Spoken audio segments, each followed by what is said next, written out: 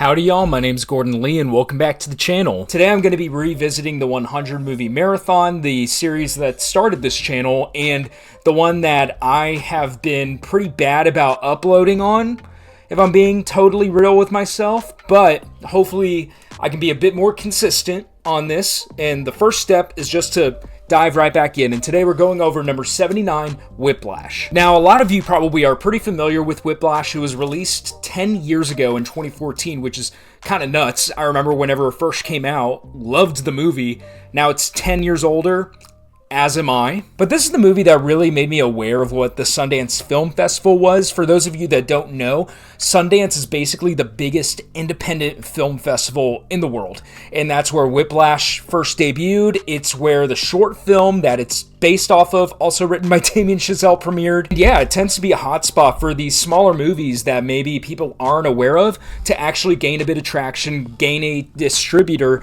and actually be released among the public. So I'm going to start off this video by talking about a bit of the background on the making of Whiplash, because it's actually pretty interesting. So Damien Chazelle, the director of Whiplash, who would go on to win the Oscar for La La Land, he was trying to get La La Land made, pretty much. But no studio was going to give him, someone who had made one feature-length film at that point, $40 million to make it. And even the film that he made, it wasn't like it was a huge movie. It didn't have a big budget or anything. So out of frustration, Chazelle decided to write a short story that was Whiplash. Or I guess it was a more compressed version of Whiplash. Based the story off of his experience playing in studio band in high school, where his teacher was pretty hardcore. It was just 15 pages. He got Johnny Simmons and J.K. Simmons, who would go on to play Fletcher in the full movie, as we all know.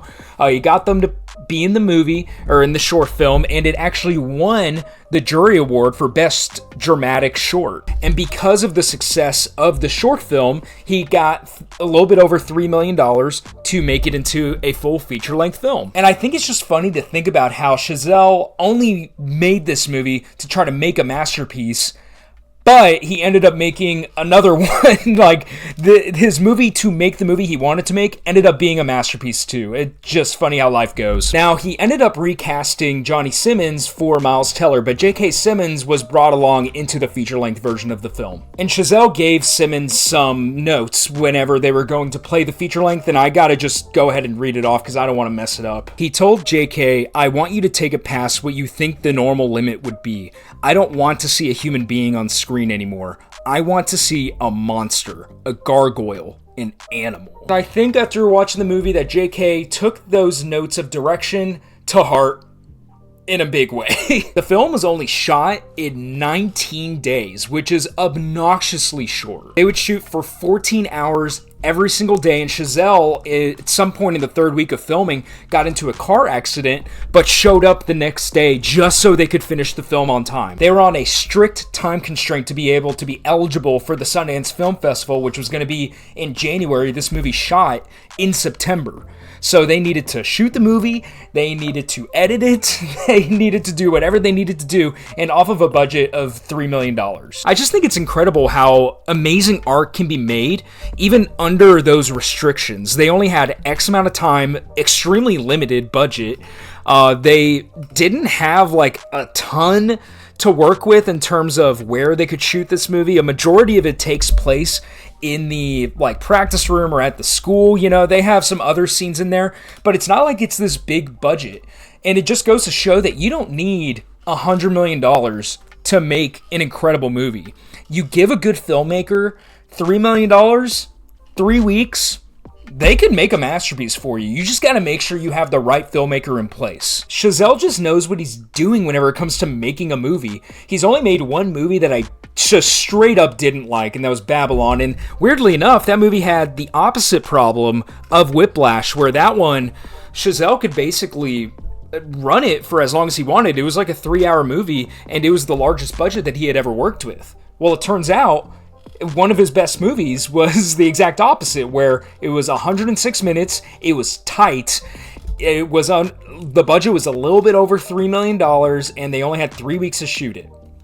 You don't need, no holds barred on a great filmmaker in order to get the best out of them sometimes. Chazelle successfully maintains the rhythm and the tempo oddly enough, throughout the entire movie, where you're hitting these beats, and the score does a great job of heightening this as well. You're hitting these beats throughout the film, no scene is wasted, and each one is just a further descent into the main character Andrew's obsession. And in a lot of ways, it sort of feels like a powder keg about to explode anytime J.K. Simmons is on screen. This was sort of Miles Teller's coming out party, at least to me. He had been in some movies beforehand, like he had a small role in Project X, he was in The Spectacular Now, but he had not been in anything like this. He plays this kid who is just truly obsessed with being the best at something, and this movie does a great job of showing everything comes at a cost. If you want to be the best at this thing, guess what? You can't have the girlfriend. She's going to take up too much time. I just think that's a really powerful message. Another movie that does a good job of this is Black Swan. I forget who made it, but there's a great comparison video between this movie and Black Swan, and just how obsession can kind of take you down a downward path. And sometimes you think you want to be the best at something, but you don't know how much it costs. This movie, it shows Andrew's descent into obsession and him seeing the costs at every turn. I think that Miles Teller is just amazing at portraying the depth of this character, and while he's a kid and he's figuring it out, he's making some very adult decisions and has some very adult ambitions that maybe he doesn't understand the cost of at the time. And you see him start taking on the attitude, the persona of Fletcher, his crazy, insane teacher played by J.K. Simmons.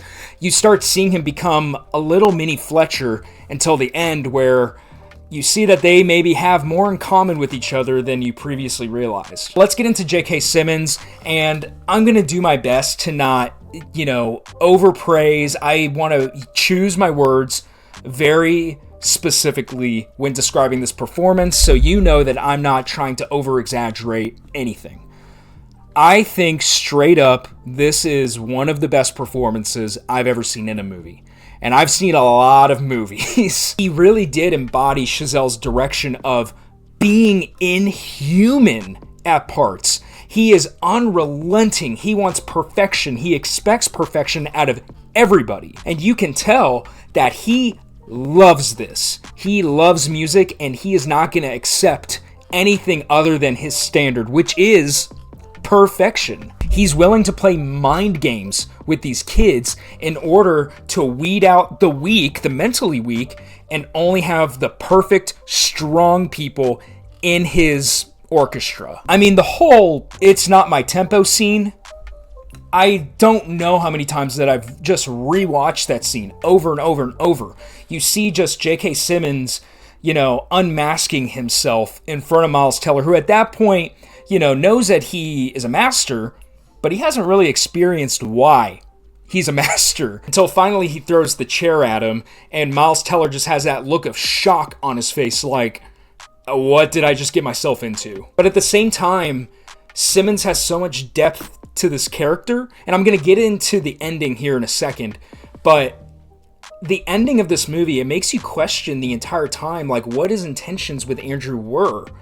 And if he saw that greatness in him and ultimately was just going to say and do whatever he needed to do to get that out of him. And part of that, too, is the famous scene of who took the folder. If you've seen Whiplash, then you're familiar with what I'm talking about. But if you haven't, there is a very specific scene where Miles Teller is backing up pretty much. He's like the second string drummer in like the varsity orchestra, let's just say. And the varsity drummer hands him his folder and tells him not to lose it. Miles Teller puts it down for a second to get a soda out of a vending machine, and before he knows it, it's not sitting down on the seat anymore.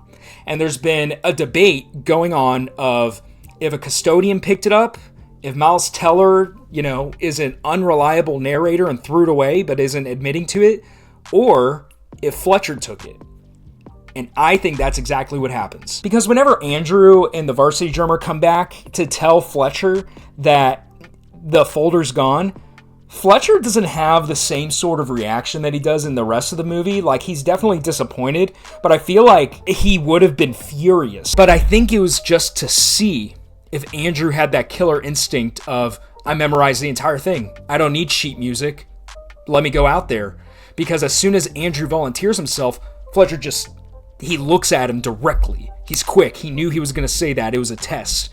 That's what I think happened, at least. I don't know if you guys disagree. Comment down below with your other theories. I want to touch back on Damien Chazelle.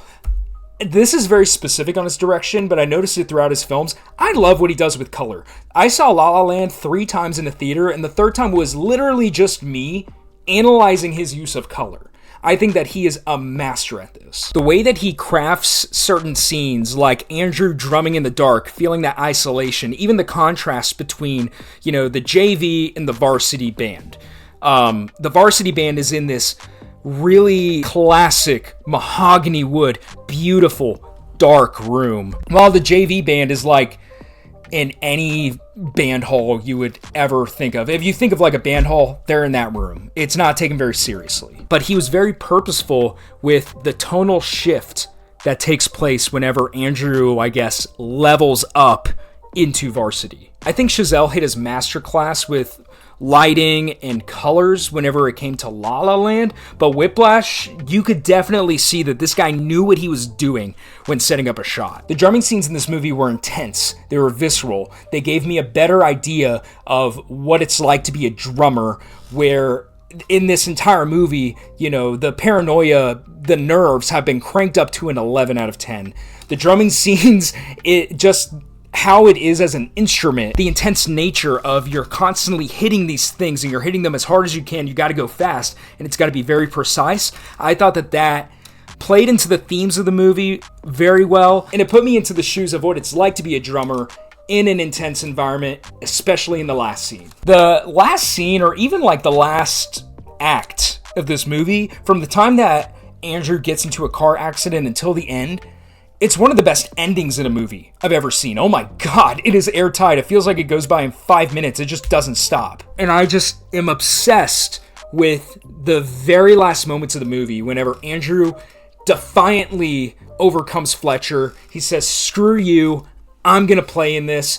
I'm going to do the best job I possibly can be. I'm going to show you why I'm the best.